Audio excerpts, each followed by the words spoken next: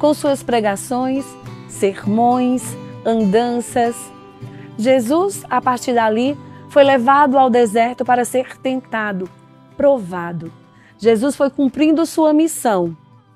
Ele fez as suas pregações, as suas curas e ensinou ao mundo os principais mandamentos da lei de Deus.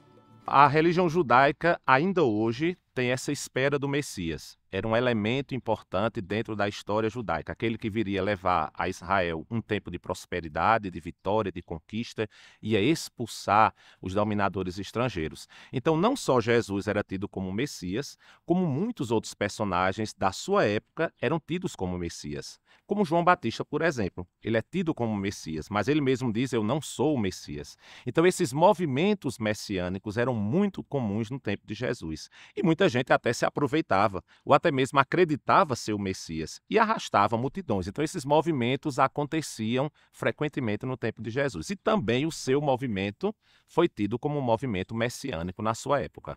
Jesus, por volta dos 30 anos, vai ao Rio Jordão para ser batizado por João Batista. João era um grande pregador que arrastava muitas pessoas naquele período e muitos se questionavam se João não seria esse Messias esperado por todos. Então, muitos seguidores João possuía. E entre aqueles homens estava Jesus, que entrou também na fila para o batismo. O que era o batismo de João? O batismo de João era um batismo de conversão.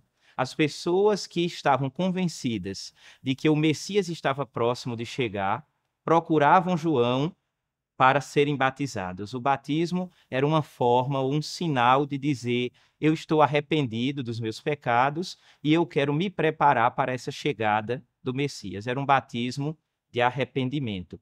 E Jesus aparece naquele contexto publicamente e se aproxima de João. O batismo de João traz um símbolo de purificação e conversão, mas é o batismo de Jesus que torna isso um sacramento, um poderoso símbolo de renovação espiritual e comunhão com Deus. O batismo de nosso Senhor Jesus Cristo no Rio Jordão não é o mesmo batismo que nos tornou cristãos hoje.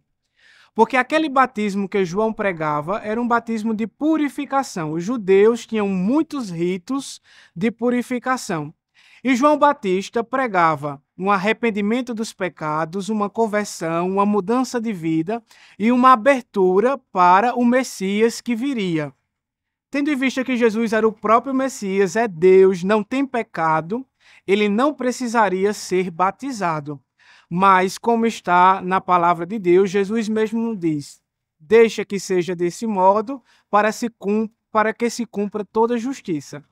E quando Jesus desce ao Rio Jordão, que é o rio mais profundo do planeta Terra, no sentido de estar abaixo do nível do mar, Jesus mostra também essa descida ao encontro da humanidade, essa kenosis de nosso Senhor Jesus Cristo, que desce ao encontro do ser humano que está em situações de enlameamento, não é? Que está em determinadas situações tão perdidos e ele vai na profundeza para nos resgatar. E quando Jesus sai daquela água, há uma teofania, a manifestação do Espírito Santo e que ali Deus o proclama, o seu Filho. Este é o meu Filho muito amado, escutai o que ele diz.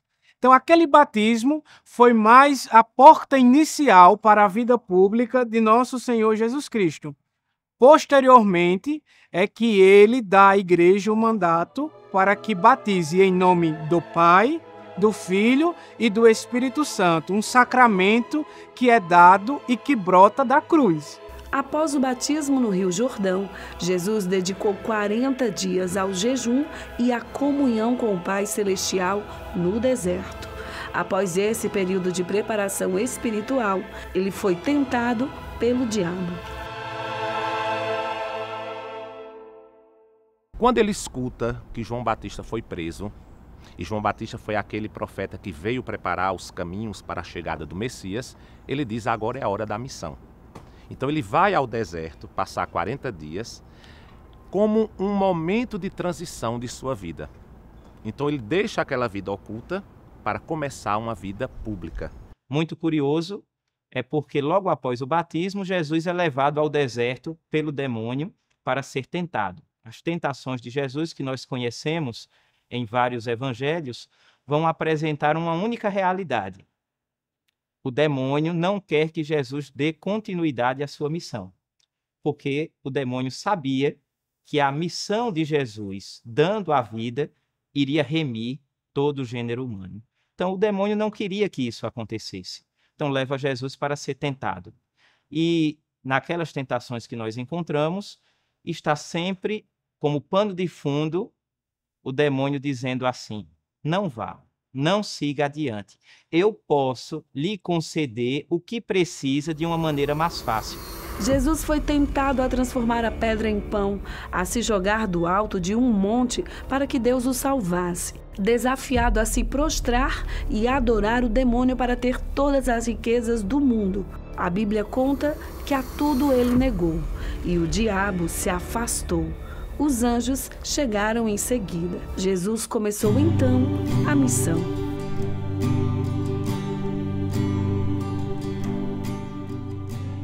E aí, quando ele começa essa vida pública, ele muda de cidade. Ele vai para uma cidade maior, à beira do mar da Galileia, chamada Cafarnaum.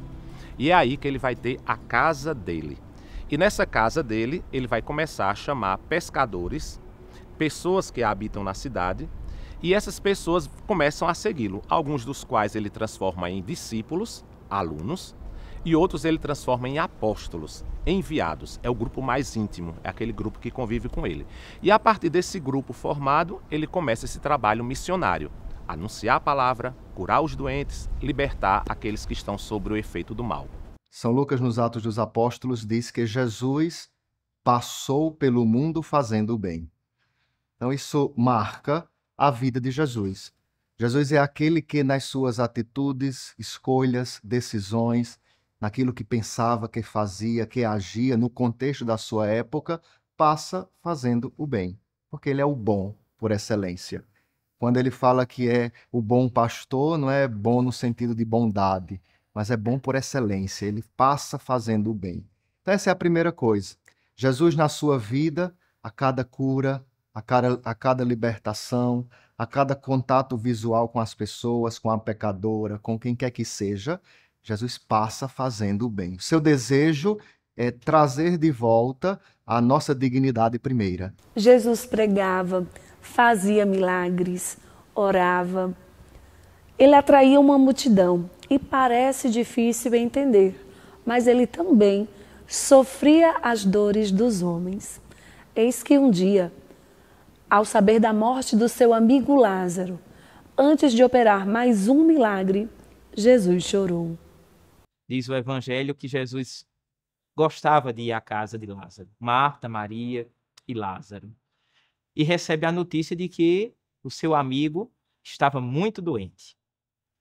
E a irmã de Lázaro diz: chame o mestre para que ele possa curá-lo, já que Jesus, por onde passava, realizava tantas curas e sinais. Inclusive, os evangelhos falam que por onde Jesus andava, levavam muitos doentes nas camas, nas macas, a fim de que Jesus pudesse curá-lo. Quando Jesus chega à casa de Marta e Maria, Lázaro já havia falecido. E Maria diz a Jesus: Senhor, se tivesses estado aqui, se tivesses chegado um pouquinho antes, meu irmão não teria morrido. Né? Mas mesmo assim eu sei que o que pedires a Deus, ele lhe concederá. Então Jesus vai ao encontro da sepultura de Lázaro. Né? E o pessoal diz: mas já cheira mal, já cheira mal. Não há mais o que fazer, não existe mais o que se realizar nesse contexto. E Jesus chora diante do túmulo do seu amigo. Não existe sentimento mais humano do que chorar diante de um túmulo de alguém que se ama. E a proximidade de Jesus com Lázaro era tamanha que ele chora e reza ao Pai. Jesus sabia a sua realidade. Ele veio para tirar as pessoas da morte, veio para que as pessoas ressurjam novamente. E ressuscita Lázaro.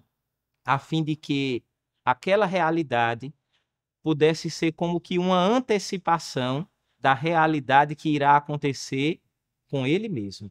Com tantos milagres incontáveis, Jesus não passava despercebido. Mas seus sermões também eram impactantes. Seu jeito era revolucionário. Basta pensar nesse Jesus, nas suas escolhas e atitudes, que entra em conflito com a religião da época, com os fariseus, com os judeus. Esse conflito de Jesus levará à morte. Um exemplo que eu posso te dar é quando ele narra a parábola dos 2 filhos, o filho pródigo, como a gente costuma chamar. Ele está falando para fariseus, ele está falando para homens da lei. E como é que Jesus usa a linguagem? Um filho mais novo que deixa a casa da família para viver a vida como ele deseja, mata o pai vivo, como a gente costuma dizer, porque ele pede a herança ao pai.